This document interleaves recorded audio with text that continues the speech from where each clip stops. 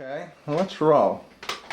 So we're here with Mom, Willie Mae, and her little brother, Jeemes. 3 years younger. 3 years younger. You were born in 1926. And we're here just before your 88th birthday. And Jeemes was born...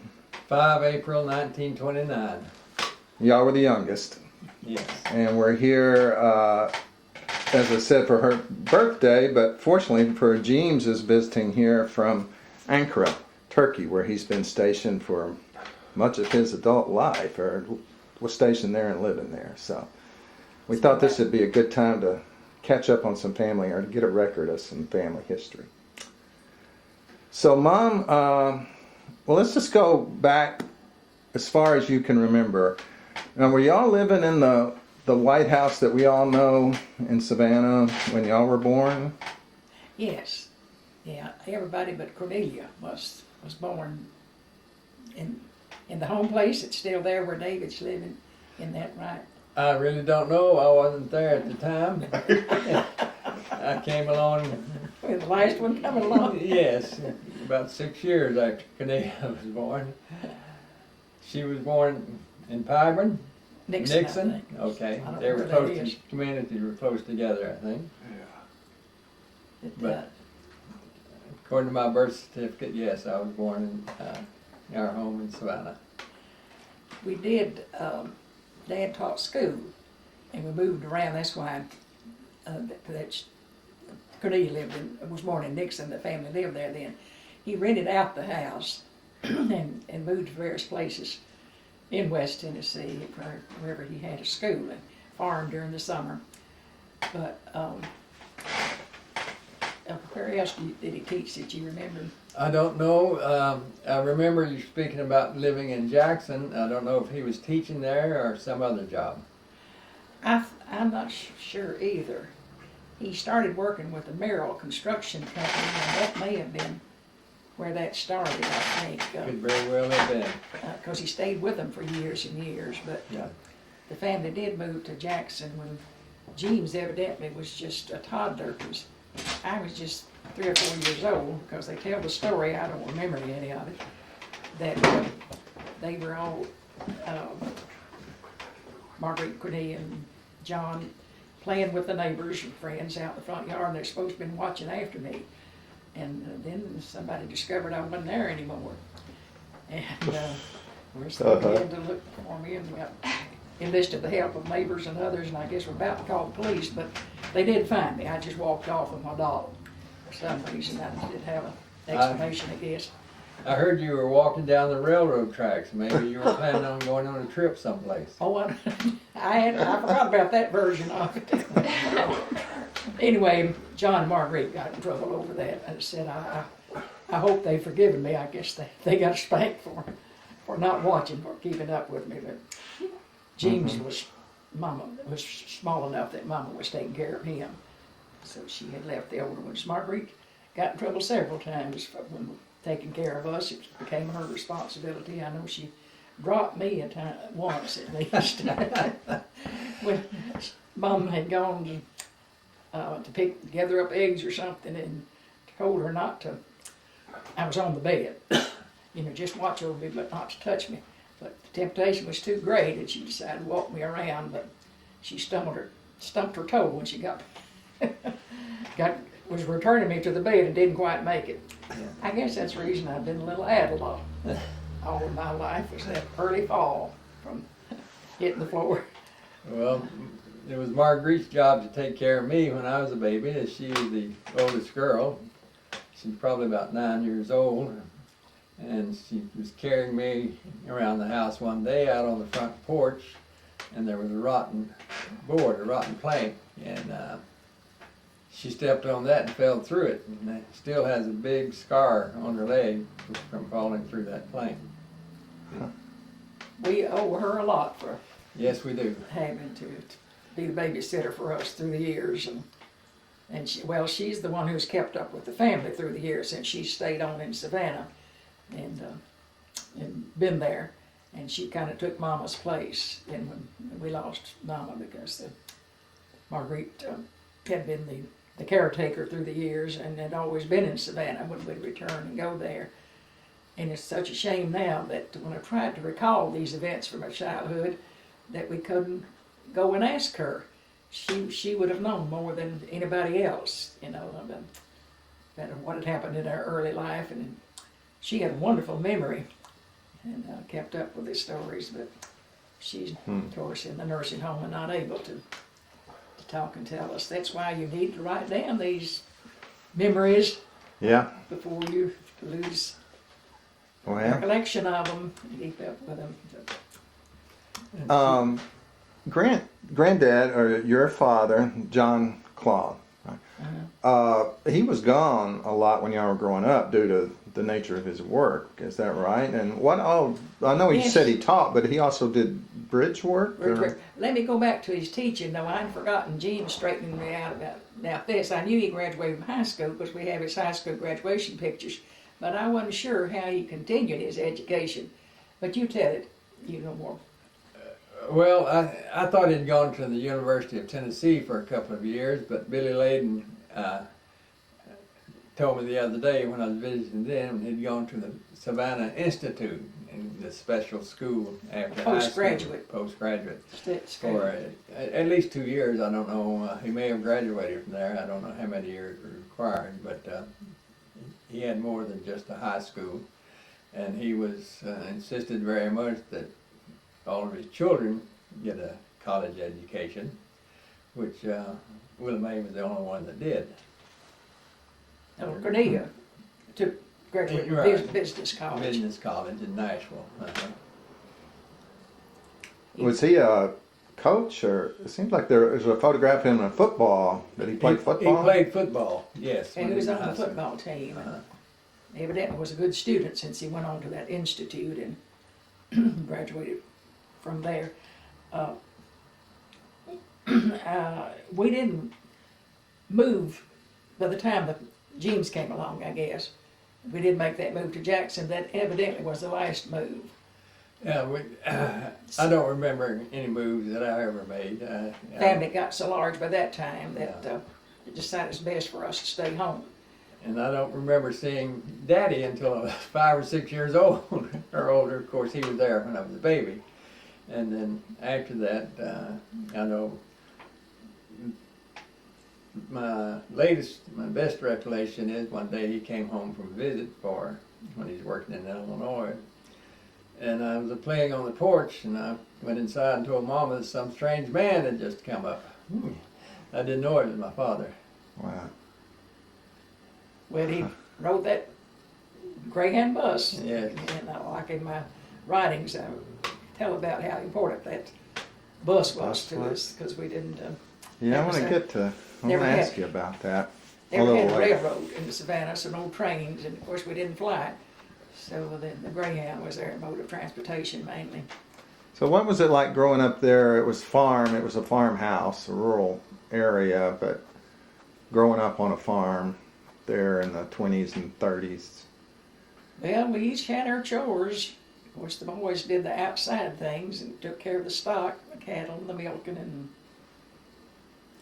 Yes, feeding. feeding and plowing and raising crops. That was a few years later, of course.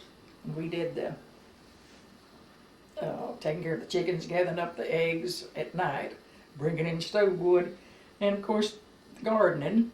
That was a family project. Everybody involved in that, and we had not only had a big garden, we had a big orchard Yes. with apple and peach trees and berries. I don't remember what all, but we all worked during the day and taking care of the farm and the how many acres? 80, I believe, because Nancy bought them and bought the farmland, and she said 80 acres. Yeah, the farmland and the wooded area, the trees, that part of it, 80 acres. And I think the home place was about 15 acres. With the garden and the spring and the whole lot and the house.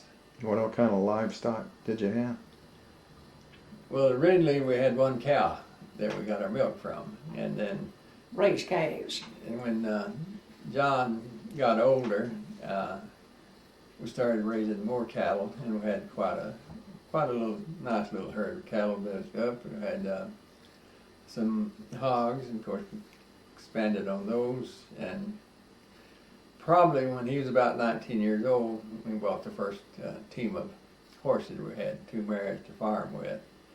And he farmed by himself the first year, and then the second year I think we bought another team, and the 2 of us then rented land from Cousin Smith McKnight and from Grandma Cook, plus what our farmland, and we both plowed and raised crops. And of course, some 3 young ladies got to help out by hoeing corn and cotton and picking cotton and working on the farm as well.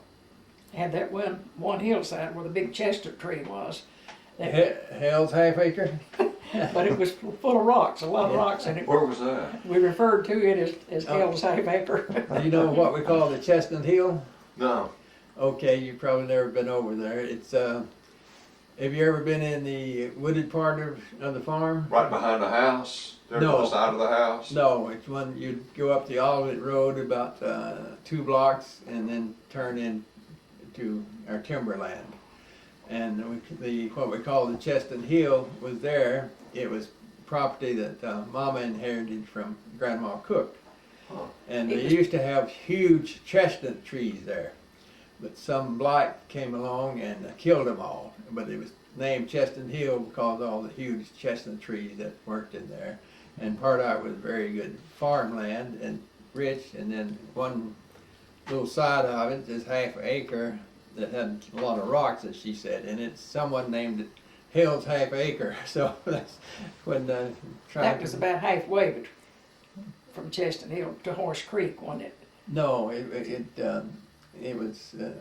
See, after Chestnut Hill, we had what we call the poplar tree area. Oh, Poplar Tree. And then another wetland, and then the larger farmland where we had grew corn or hay or whatever the season might be. Would that have been back where Granddad used to have a watermelon patch? Is that area? Yeah, it was a little bit further away from that area where he had the watermelon patch. It was back closer to. Do you remember the house that was next to our property? Mr. Hudson lived there. No. Okay. Anyway, Chestnut Hill was very close to that. Okay. And then That's the house on the right going up Olivet Road. Sets off of that road a good ways, a good long way. They have a drive going through a gate in it, and then a drive going down. Was the orchard also back in that area? No, the orchard was Close to the barns. yes, you know where the kitchen was Yeah. in the old house. When you walked out the kitchen toward the barns, if you buried to your left, and then there was a big orchard over there in that area. We had mostly apple trees in there, didn't we? Yeah, there were some peaches, as I said, some peach trees. The peach trees don't last as long as the apples, I think. And We had one right in the backyard. an apricot tree there one time. And then the dewberries and blackberries. And a big mulberry tree Yeah, down mulberry in the tree. corner. And walnut trees were. No, Hickory trees, hickory nut. We had Hickory nuts, too. Hickory That was trees. just, they were in, close to the branch. Yes. That we called it a stream of water running down the hill. We had this spring that had real cold water come in. That's where we kept the milk early times before we got an ice box. Because the water was so cold. And when we played in our playhouses there with our tea sets, that's where we got our tea. The spring water was our source of. And who used to swing over that spring? There was muscadine vine and a tree there just at the head of the branch. And yeah, you'd take a running start and grab the muscadine limb, vine, and try to swing over the branch. If you didn't make it, of course, you went down slightly wet. But if you did make it, you got on the other side of the branch. If we missed the bank on the other side, we stayed out for a good while till our clothes dried before we went home. And I never did swing. I was scared, but Willie Mae, Caldona, Our Cornelia cousin. Bill, They all used to swing on it.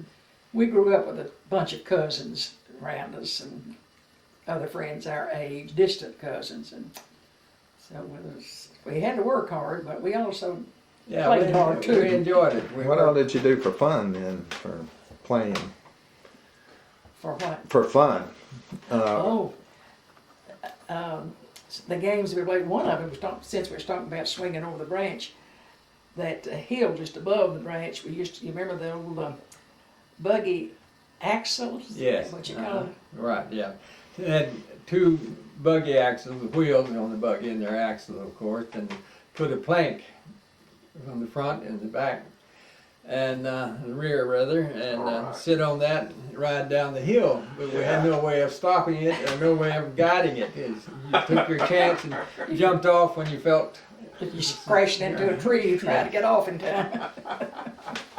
We were daring and adventuresome, but there's always something like that to do. And those young saplings. Yeah. That was another thing that we did. And horseback, Road Right. saplings. little trees, yeah. You expound on that. Yeah, you just climbed on top of one and went as far out on the branches as you could go and bounced up and down, just like riding a horse. Okay. And then there was the sand pile where we used to meet Yeah. sometime down by. And then there was a big tree with the McKnight children. We weren't allowed to go to their house, but we had meeting places. I mean, of course we did go to the house at times, but we couldn't just go anytime, wanted to. But we met at the big tree. It was a big elm tree where we played with the McKnight distant cousins, and the sand pile where we played with when we were very small, with the Prince cousins that were closer right across the. We were more or less in between. Uncle Dave Prince was house was to our left, and Cornelia McKnight was on our right across the other road, and we used together a lot of times on our front lawn, especially in the evenings, and sit and talk and tell scary stories, and pretty soon we'd be in a circle with our backs to each other, so we could see if any monster was coming after us, and catch lightning bugs and put them in a bottle. And, Yeah, that's like kids do today. And of course, the regular games such as drop the handkerchief. You familiar with that? And what's the long one where you get them hold hands? Tractor wheel. Crack the Tractor whip, whip. and yeah. all those games and jump rope and Skating? Did you go ice first basket skating? turnover. We had lots of parties. Yes, We- and speaking of skating, I didn't go, but Willie Mae and Caldona and maybe Dee and Cornelia on Uncle Dave's pasture, there was this big branch that ran down. And it started up on our land and flowed through. And sometimes in the wintertime it froze over in thick ice, and I don't know if Mama knew about it, but Willie Mae and Caldona and I don't know who else used to go down and skate down on that ice. Yeah, And Mama would advise us, don't go skating, then it might break and fall through, but some people Yeah. did, didn't they? it happened sometimes. And talking about the animals, my first paying job was there was a gravel pit down the road from our house. We called it the old road. It's the one that went to the fields, and there was a house on it further down, other side of the fence. But anyway, Uncle Dave had cattle and pigs and I don't know all in that area, and kept the gate closed all the time. But the one summer they were hauling gravel from that pit. The county, I guess. Yes, they were hauling it to put on a road someplace, hauling gravel to when we had gravel roads in those days, so they were hauling gravel to put on the roads somewhere. I don't know how I got the job. I must have been around somewhere, and they asked me about if I'd watch the gate while they were gone, so they didn't have to open and close it every time they went through, because it didn't take long for them to take the gravel wherever it went. That was in order so the cattle didn't escape from his lot. Animal, pigs, cattle. So I did. I sat on the hillside and I guess I was old enough to read some, but I'm sure you did. I must have been about 8 or 10 or, About that, probably. and I think they paid me $1 a day. And then they'd throw me sacks of candy and stuff, you know. But Jeemes would come and relieve me, and you can tell this part of it. Yeah, sometimes, of course, she needed relief and needed to go home for lunch. So I think she would pay me a nickel to watch it when she wasn't there, and she made $1 a day, and I might make a nickel for the time that I watched it. She was a pretty shrewd businesswoman. He said he didn't feel real safe because he was just young, maybe just 6 years old. Yeah, maybe 6 or 7, something like that. Sitting up there on that hill and the responsibility of watching to make sure that I don't think I ever, but very few times had to go close a gate, but you know, it was your responsibility to get the gate closed if you saw any kind of. Yeah, and I was kind of scared. What if some of these cows or bulls come up? What am I going to do? How am I going to keep them from escaping? What about that beech tree? Did y'all climb it must have been pretty large even then, right? Yeah. One Yeah. right beside the house. Everybody's got their initial on it somewhere. Yes, all of our friends and neighbors, as well as all the children, have their initials on it, or they did have, and we did climb it. I guess everyone climbed it, and you want to tell the story about John and his letters from his girlfriend?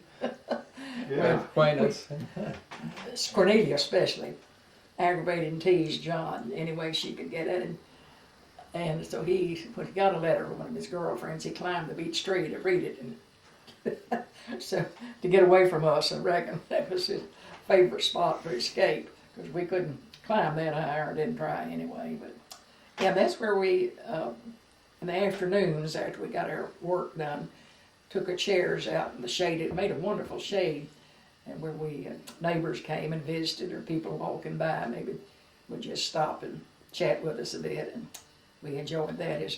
Our other recreation was going swimming in hot summer afternoons, either to Horse or Turkey Creek, and I didn't really learn to swim. Well, yeah, I did, could dog paddle a little bit, but I remember sliding off the logs and somebody rescue you. Just wonder some of us hadn't drowned because you'd get in the deep water and and tread it over your head. But there's always some. Oh, yes, you can tell my fish story I thought of last night. Oh, yes. My first and probably only fish I ever caught. Go ahead. We were up on Grandma Cook's and Lynn. You were there on the creek. I don't remember if we'd been hoeing or anything that day in the fields, but anyway, Willie Mae and I think Cornelia and maybe Marguerite were there. We were fishing, and very close from Paul and Leonard were working, and we'd been fishing a while, very quiet, wanted to catch our fish, and I Willie got Mae bored. got bored later and started swinging her hook back and forth like this, and we were telling her, be quiet, we want to catch a fish. You're doing that, you'll scare them away. And she's doing that, I was suddenly making the ripples. she felt something pulling on her line, her hook, and she pulled out this bass about so big that she caught. The rest of us didn't catch anything. The only fish of the day. So if you go fishing, I'll do that. that's one way to catch the fish. I have a question here for Michelle. 2 questions actually. One, were you barefoot all summer? Yes. Well, mostly, yeah. Yeah, usually as soon as school was out and the weather was warm and grass was green growing up, pull her shoes off, and it was great feeling really to go out and walk in the barefoot on the grass. And And be very careful of glass or thorns or rusty nails, but it felt good. we got a pair of shoes in the spring, our dress shoes. Mine usually, I remember black patent sandals was usually the dress shoes. But then early in the fall, let me see. No, we wore shoes, they were white when we Yeah, started school. usually, maybe, but of course we went to church every Sunday. We wore I remember- shoes, and then if we were going to town or places like that, we wore shoes. But when we were at home and playing, we went barefoot. Yeah. And But you that was polished a them. custom. In the fall, we polished them black so we can wear them later. We had some other kind of shoes besides our Sunday shoes. We had, Yeah. and I don't know whether it's dye or shoe polish of some kind, but yeah, I guess it would dye. You dyed them black so you could wear them later. Yeah, usually in the fall when Mama would get out we'd get new Sears and Roebuck and Montgomery Ward's catalogs and order our fall and winter clothes, shoes and other clothes, and in the springtime it was summer clothes to order from those. That's basically where we got all our clothes. Except, of course, she made her Oh, yeah. dresses. Yeah, she got fabric from, and she made her dresses. She didn't go shopping much to town, but we had the rolling store that came by once a week, and you had household supplies. Of course, it didn't have fresh produce, but They called it the peddling truck.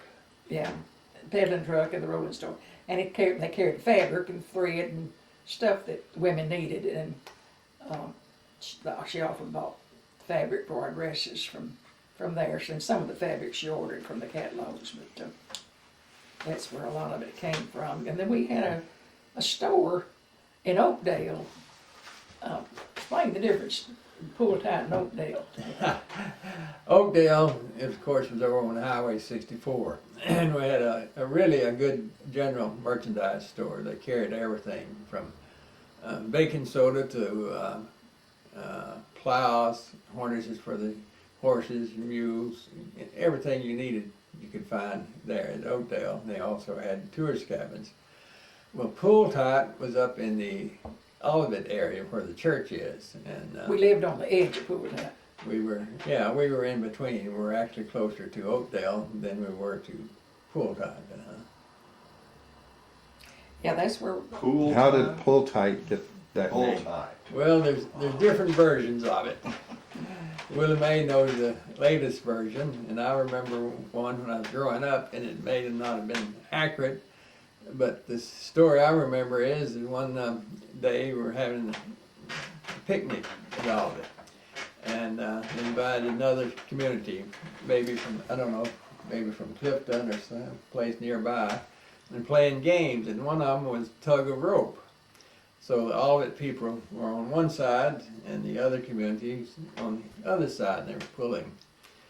And I remember the story that people from all of it began saying, pull tight, and that's the story I remember of how you got that became the name of the team, didn't it? Yes,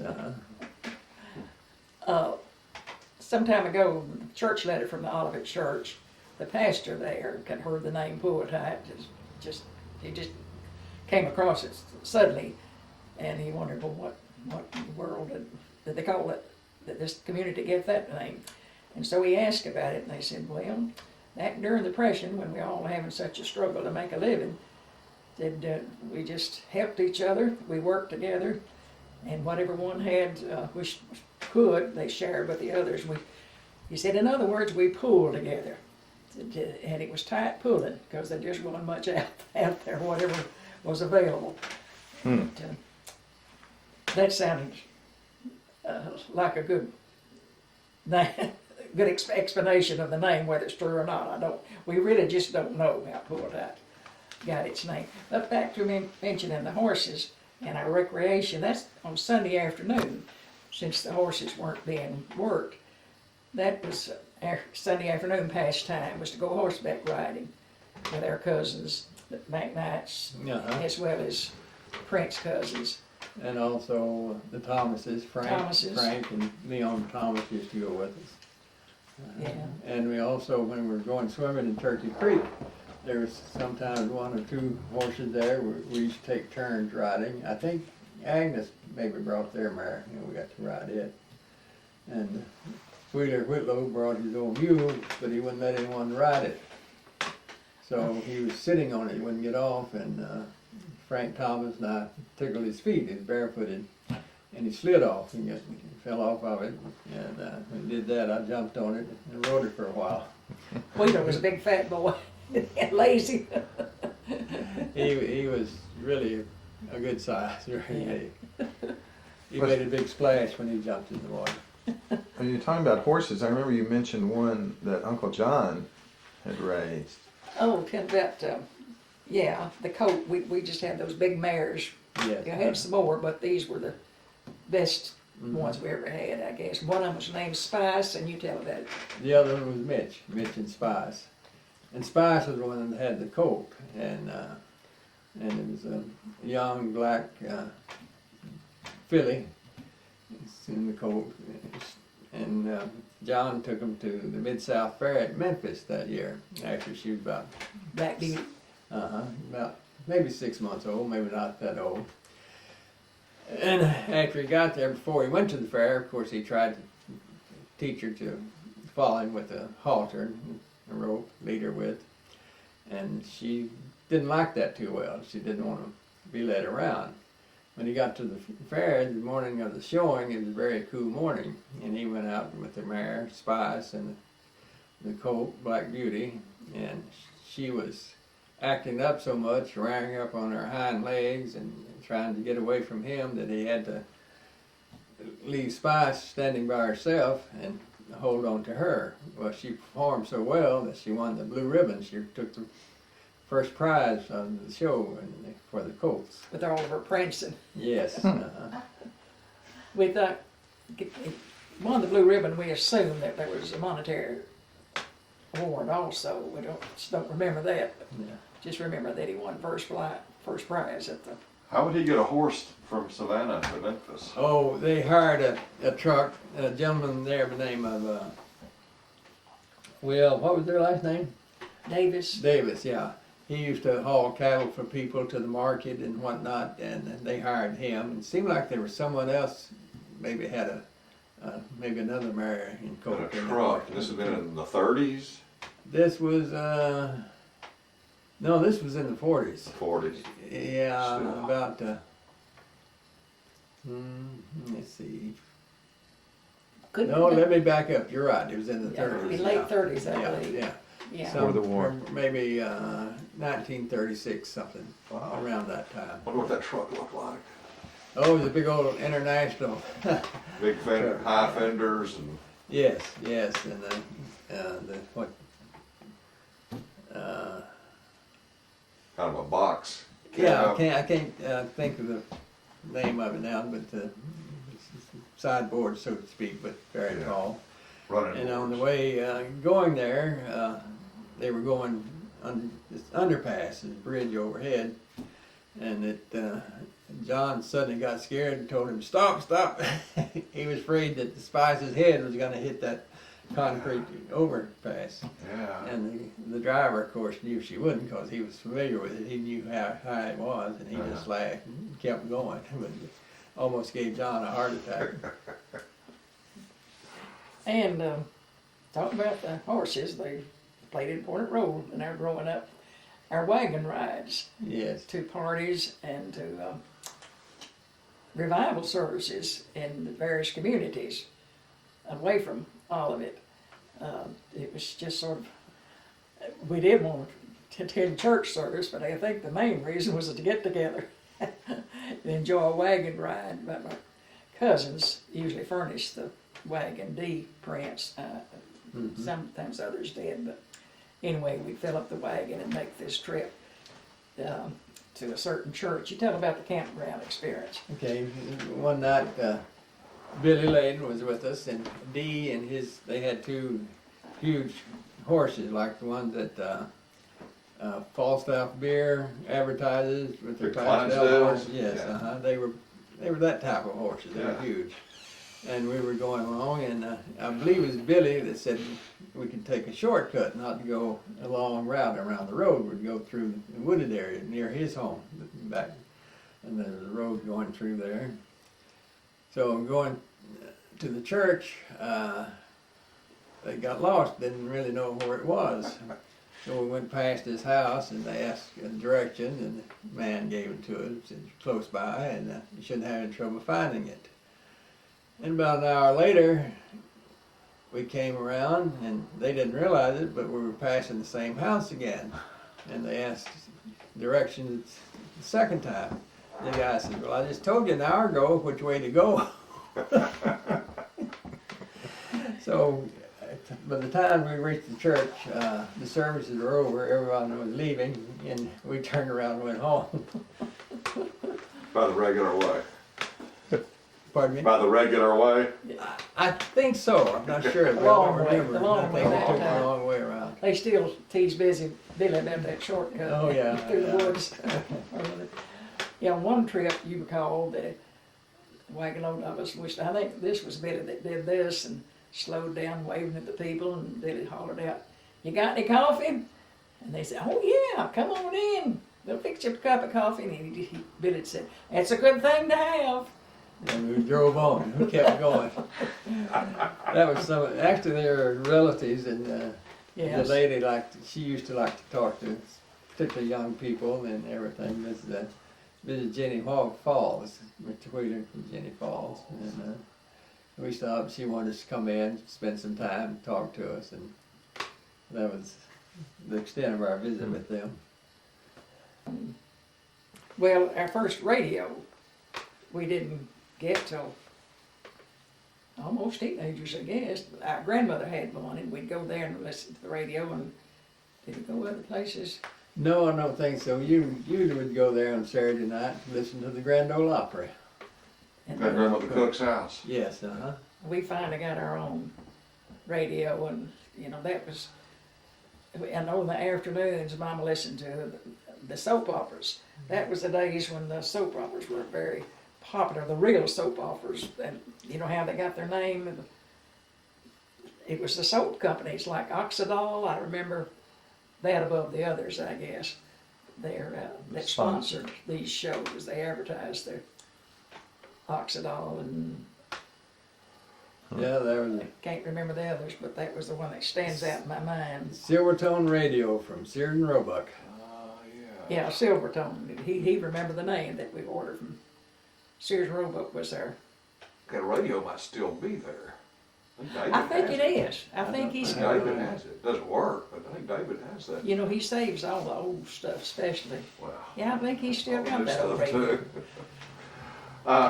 What opera stars? Who would y'all listen to when the Grand Ole Opry? Do you remember who was the? Roy Acuff was it? Roy Acuff, Minnie Pearl. Was Gene Autry? Was that? No, he wasn't on the Grand Ole Opry, but I can't remember really who else was Yeah. on there. But those two stick out in my mind. Of course, a lot of country west singers, but I don't remember the rest of them. Yeah. Amos and Andy was on, I guess. On the radio. Not at Yeah. the Opry. Amos and Andy, Lum and Abner. And years later, Red Skelton. You Oh. probably heard Red Yeah. Skelton. It was TV And It the was show. a TV show.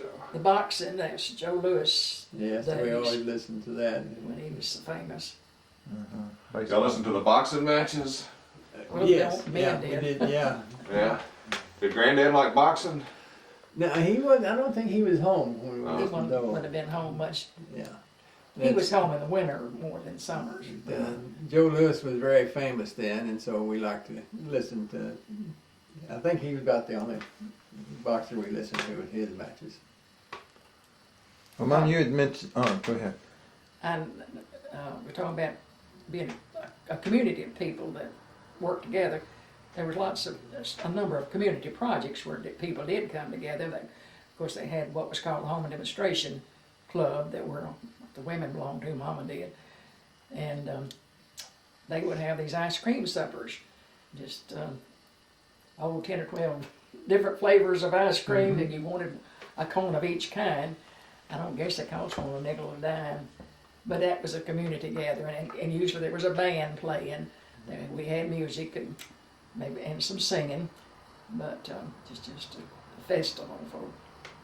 Yeah, I think they were about a nickel a cone. But you ate a while, and then you had to rest a while before you could eat some more. Go out and the kids played a while, some running games, then come back and have some more of them. Where were those held? Around the church. Yes, I remember the one over Mr. Claude Young's. Yard, Near his house, right in across his from the yard. church. Uh-huh. They built these long tables. And Right. the home demonstration women, that was my first shopping trip in Memphis. Mom and Aunt Donna, they lived across the road, and can count on my first cousin, my age. They let us go with them on the bus with these busload of women. and I think it was F.W. Woolworth, one place where we went shopping, the only thing we could afford, I guess, couldn't afford the big department stores. But it was close to Marguerite's birthday in August, and I bought this little necklace for her, and gold colored, can't think of what I'm trying to say, pendant kind of necklace. It was right pretty, and she wore it for a number of years, and then when I got ready to go to college, she shared things with me, and she gave me that necklace. And one day I came down to breakfast in Atkins Dining Hall, and we ate in the dining hall was in the basement of the girls' dormitory, and Miss Parler, our English teacher, ate there with us. She didn't live there, but she took her meals. And when I came down to breakfast, she said, "Oh, what a lovely necklace. That pendant is just darling. Is it a family heirloom?" I said, "Oh, well, we've had it a long time." I didn't tell her. I paid $0.25 for it at F.W. Woolworth's many years ago. By that time, it was kind of a family heirloom. And Laundry Day, I have a note here. You probably never saw or heard of this. We had a big black wash kettle. David had got one on his porch one time. He thought it was a fish cooker. He said it were the fried fish, but actually they were for boiling white clothes. And that's what you did on Laundry Day. You had the tubs of water on a bench, but you boil the white things, and the night before somebody gathered up wood to put under the black kettle, and so that we'd be ready to set a fire and get the water boiling hot, and you dip the sheets and all your white clothes down in that boiling water, and then wrapped them around the broomstick, carried them over to the tub of cool water. So, yeah, Laundry Day took a while since you used the scrub boards to wash and rinse and then hang on the line. But that was everybody's, and they made duties then. They made their own soap. A lot of time, I don't remember my mother making it. I think she did. It seems So like I remember Grandma making did. something. Out of lime and ashes. Right, And, yeah, it was a very difficult job. I don't know what all they made it out of, but it was potent stuff. It really got things clean. You had a question? Well, I was going to talk about, you mentioned in your piece that you had written about the bus station and how that was sort of an important place. There wasn't a railroad in Savannah, so that was the primary. But it was also kind of where people said goodbye as they were coming and going in important times in their lives. And one of those would have been when Uncle John left for the war, World War II. So I wanted to make sure we got his story in about what happened to him during World War II. If y'all could tell us about that.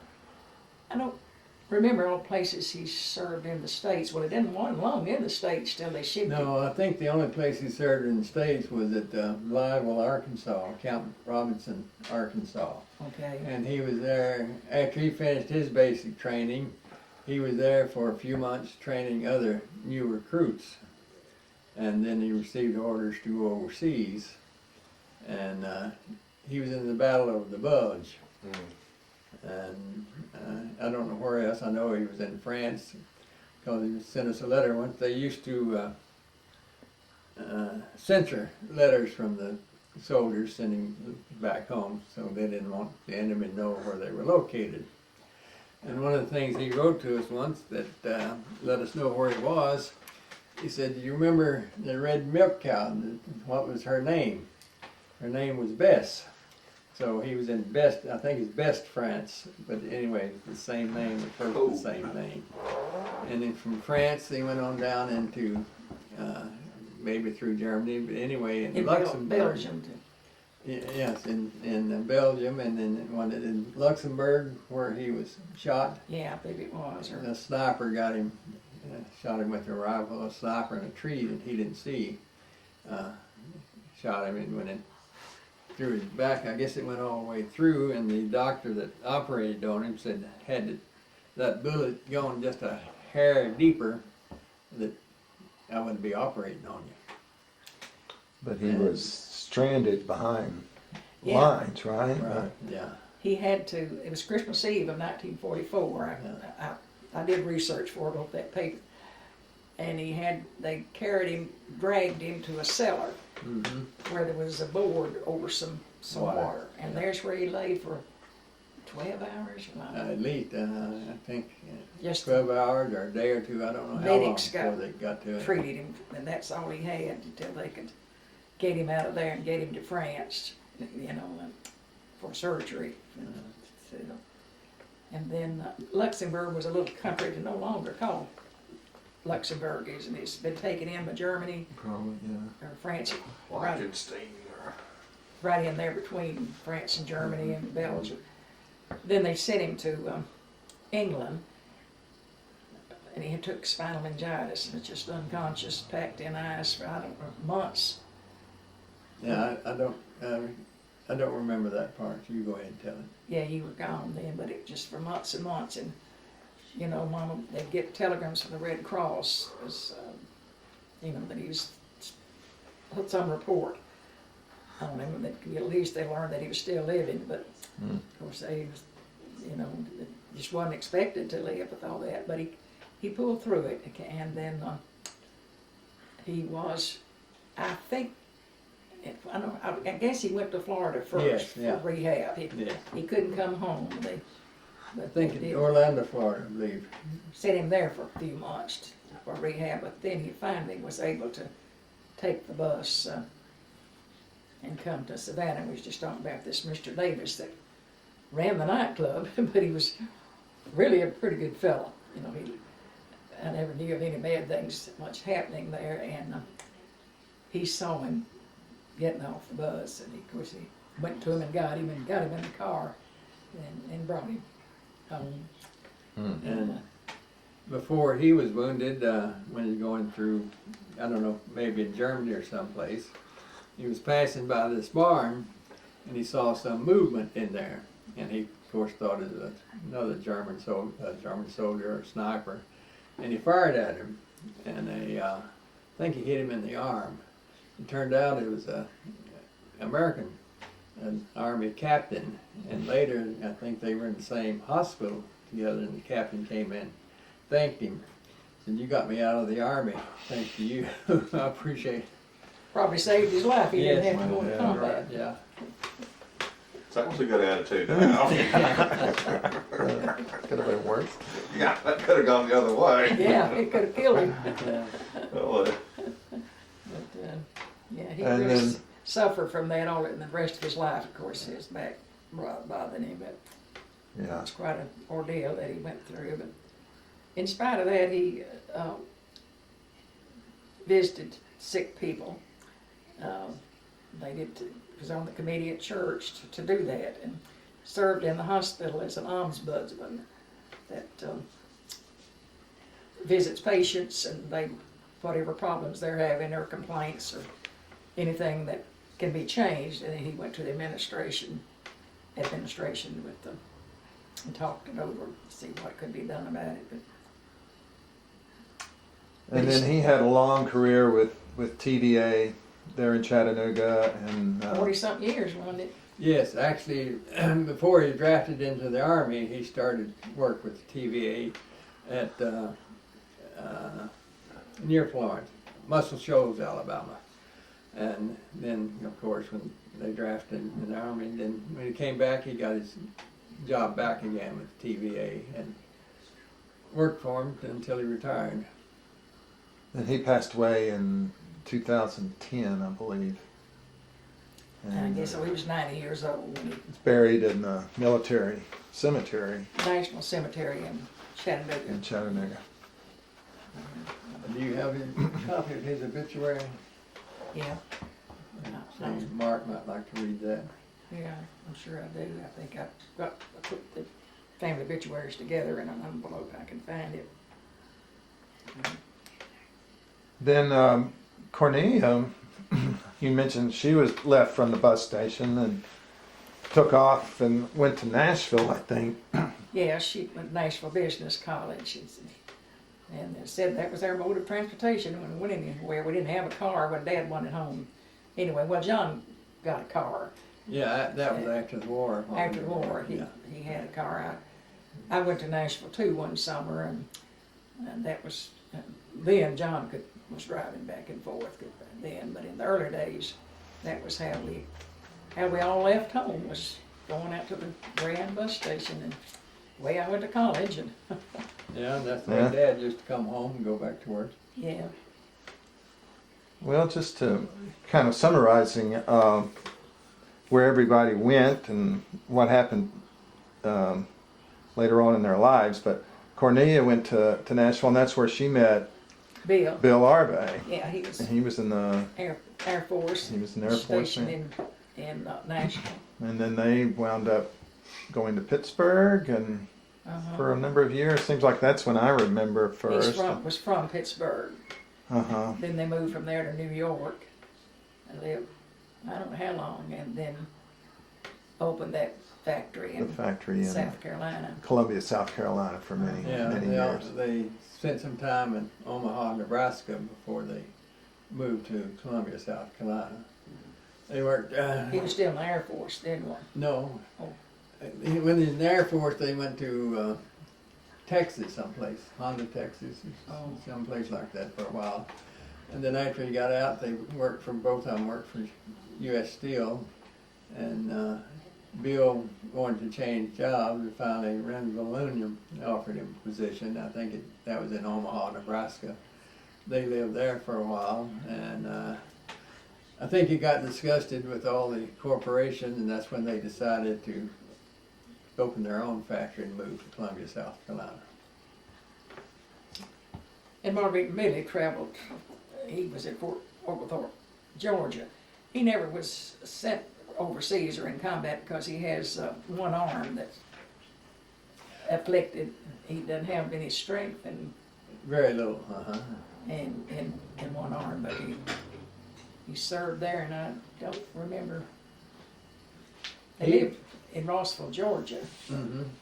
Yeah, that's the only place he served. He served, Okay. I think, probably 3 years there, and he was when he worked in the veterinarian's office, taking care of animals, helped take care of them. And later, he became a meat inspector and inspected meats at the packing plants and whatnot.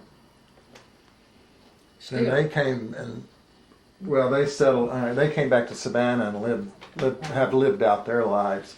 Yeah, he There, was, I remember Aunt Marguerite working at the Ben Franklin yeah. store. I guess she did that for years and years. Yeah, many years. I don't know how long, but many, many years. And he worked post office.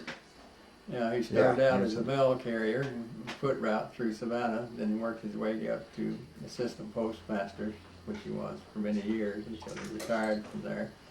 And then after that, he worked at service station, not too far from the post office, and worked for there for many years. And in the meantime, he was still farming at home. When he'd get off work from the post office, he would go home and get on his tractor and start farming the land. And he did some surveying. Yes, He surveyed land. I think that was after he finished high school, wasn't it? Or before they were married, I believe, when he did the surveying. I'm not sure, but I think, I remember it was. Farms, he'd go, yeah, survey. Was a surveyor for several years. And then We worked hard, but looking back over it, we agree that we had a good life.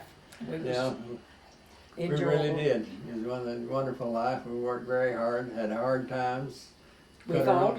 own- yeah, actually they were, but it was good. I'm glad we did. But everybody else was having a Same hard way, time too, yeah. pretty much. And, I'm We glad I was raised on a farm. It was a good experience. Prepared me for later life. We used to cut our own firewood, had fireplaces. The house was pretty cold, and even with the fireplace, you were burning on one side and freezing on the back side. We had an uncle, of course my grandmother too, that meant a lot in our lives. I mentioned him in this paper Paul that when we were growing up, helped us, especially Jeemes. He was really fond of him in so many ways, and he had a car that very few people did then, and the kind you crank to get it started. But, of course, we always walked, unless it was real bad weather to church, but he'd come after Mama.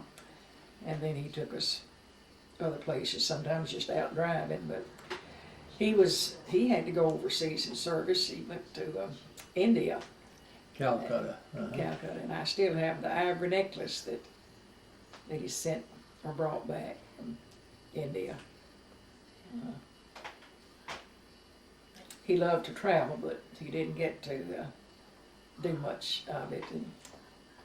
But just before he died, I visited him in Jackson, and he said, "Willie Mae, while you're young enough, you and JC ought to take trips and enjoy seeing the country, get out and go and travel." And I knew he was reflecting on his life and, wishing that, it had been possible for him to do more. Of course, he loved it. He loved to see different places.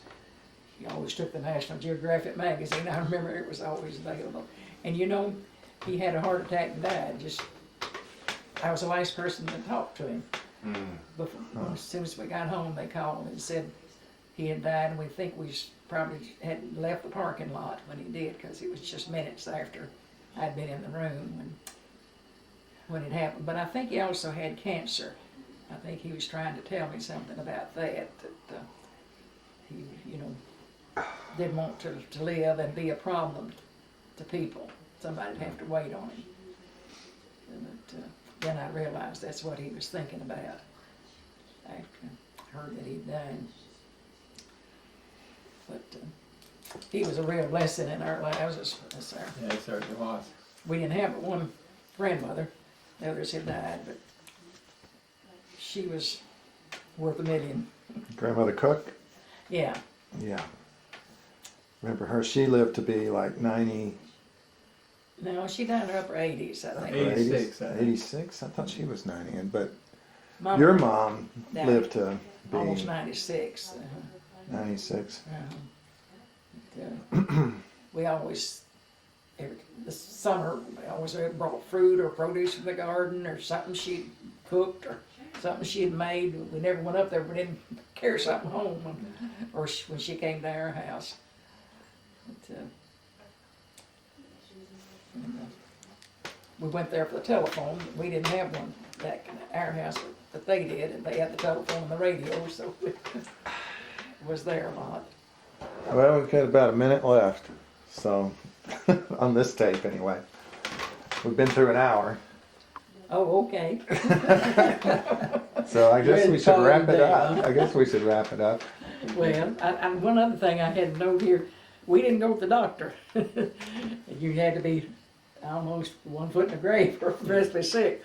Mama did the doctoring with castor oil or that Vicks salve. She depended on, fixed your hot poultices for your chest and rubbed it, you greased it with the salve or something, and alum and honey and these hot flannel cloth, or she patched us up and rubbing alcohol and whatever. Used burned cedar limbs in the fireplace to make smoke. If we stepped on a nail, rusty nail or thorn and whatnot, pour kerosene on the spot and then hold our foot over the smoke from the cedar limbs in the fireplace. All kinds of home remedies. Yes, and they worked. We got well. They must have worked pretty good because you're both still kicking. Still around, huh? Hopefully we'll be for a long time. We were not sick. Oh, man. Okay, we'll wrap it up. Okay. Thank you. Thank you.